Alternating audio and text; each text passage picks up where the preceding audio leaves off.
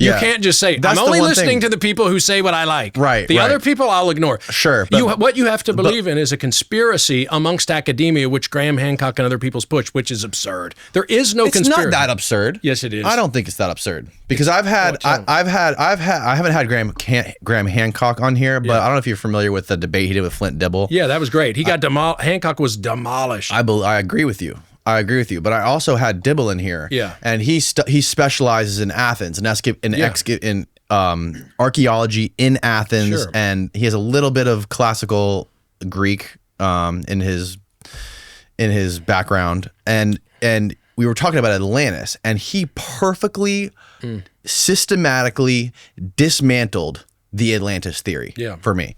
Made perfect sense. I was completely on board with him. Yeah. I thought it made perfect sense as well when he was debating Graham on his Lost Ancient Civilization. That was ugly. Although he did get a lot of shit wrong in that debate. There was some shit that where Flint He probably did. exaggerated it with 250,000 ships. There's a million ships. This. Yeah, there was that was way the fuck off. It doesn't matter because he was absolutely demolished. And Graham Hancock's, if you look at the implications of it, what Hancock said is, I believe all this stuff, but I don't have any proof, but you don't have any proof that it's not true. No.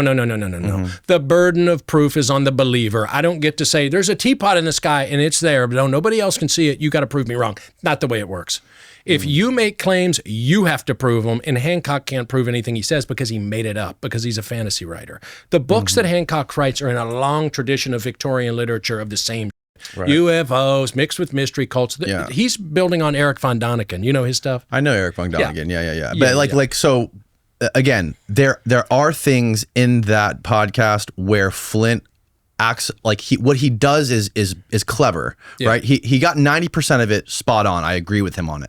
But there were, to be fair, there were points in that podcast where he took things and said it as if it was gospel when he was completely wrong about it, right? But that doesn't make Hancock right. He's still no, you're right. It doesn't make Hancock right. No, but I don't know enough about these topics in order to say he got it wrong, but I totally believe that he was wrong probably on multiple things. So I think there's a psychological thing that happens with people like Flint who have spent their entire lives, as what him and his father and probably his grandfather, who knows, who in archaeology, in the academic part of this stuff, drinking and eating the gruel, sludging through the mud, doing all the boring, reading all the boring, and then next thing you know, you're 40 years old. No one knows who the you are, and you've been in the mud doing this archaeology your whole life. Then you have people like Graham Hancock who go on Joe Rogan, they make documentaries, they write all these books, they're making millions of dollars.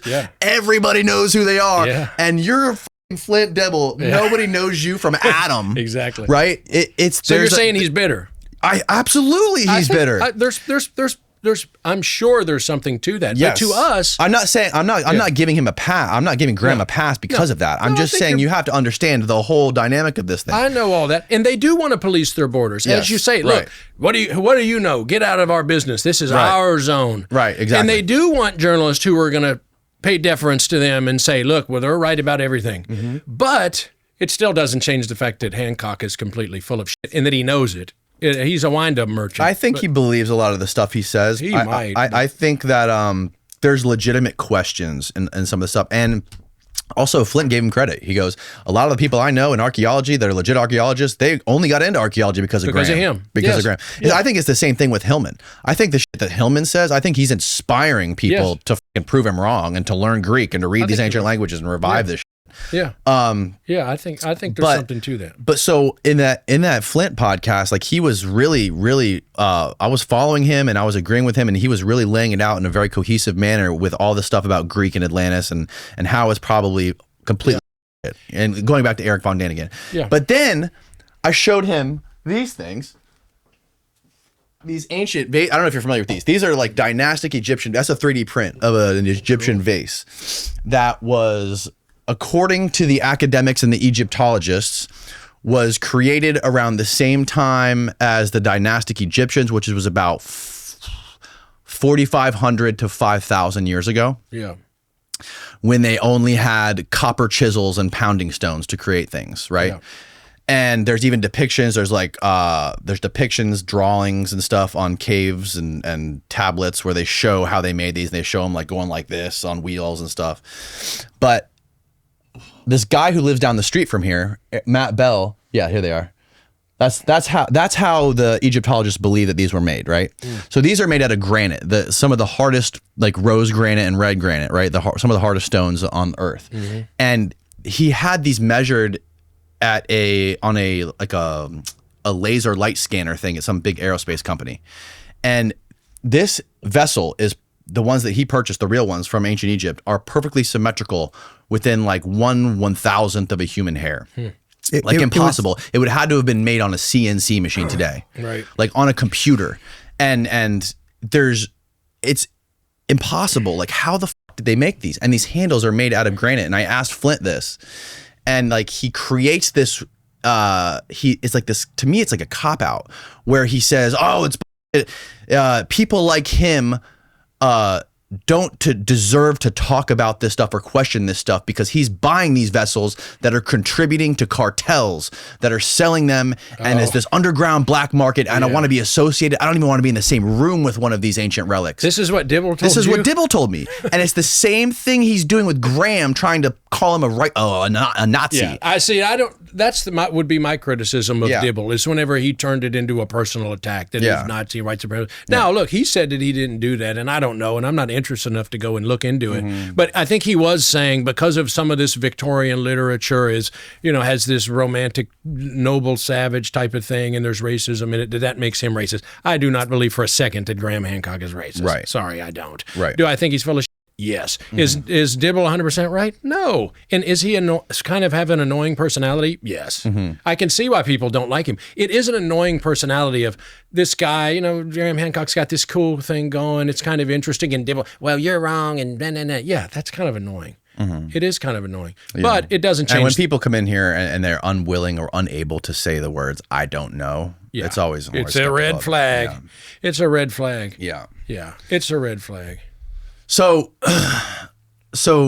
yeah, going back to Hillman and Ruck. So, I mean, these guys, you're saying just because Hillman and Ruck believe that drugs were everywhere in antiquity and probably had something to do with Christianity. No, well, go ahead. Sorry. You interviewed a lot of people who think otherwise, right? I mean, well, you have to. You have to, right? And most of these people that are saying otherwise are in universities and have some of them. They're professors of religious studies. Some of them. Okay. But you got to take this on a case by case basis because when you're creating a conspiracy theory, you like things that are very vague. So they say, well, this academia. My experience has been totally different. Every single person I've contacted, from Patrick McGovern to Jan Bremer, Bart Ehrman, name it. Dozens and dozens of scholars over the year. Ann Taves, Hugh Urban. All kinds of people who study these things. Everyone that I've reached out to, they're like, hey, how's it going? Sure, you can ask me questions. These people have no reason to talk to me. Why would, they're always will. Everybody that I've talked to has been totally willing to answer what were probably stupid, uninformed questions from me, and were totally nice. I never sensed there was any conspiracy at all, but they're working in a discipline in which you lead with evidence and then come up with theories. You don't come up with a theory and then look for evidence. And I'm not, but let's be clear, I'm not accusing Hillman or Ruck of doing this.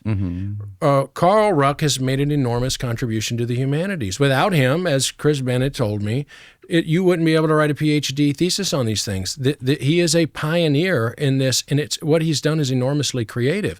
But nobody's going to be right. Everybody now that may seem right in 50 years, a bunch of it will probably be wrong. As Richard Knowles says of this type of scholarship, we wash each other's diapers. They'll contribute a little bit, then the next generation, that was a bunch of shit. You wash it off and you start again. It's a long process. What you have to be careful for is when people combine these things with political and theological agendas. I don't care that Graham Hancock's made a bunch of money. Great, wonderful. He's very industrious. He's very creative. There's a lot of good things you could say about him, but I do think that he's taken his readers on a ride. But so what? I mean, they're fantasy books. Where you have a problem is a lot of these people think that it's real. But I don't. Unlike Dibble, I don't think there's some nefarious thing with Graham Hancock, like, oh, he has some secret agenda. I don't believe any of that. Personally, that's just my opinion. Yeah. No. I think they're good fantasy books, like Von Däniken. Von Däniken stuff, I just did Magicians of the Gods or something, same thing. I saw you got Jason Giorgiani. This is a genre of books that take aliens and mystery cults, and there are tens of thousands, maybe hundreds of thousands of them. Yeah. You go to Inner Traditions, Bear and Company, These books are unlimited. It's the same elements reworked, and they're pretty much all the same, and they make the same claims.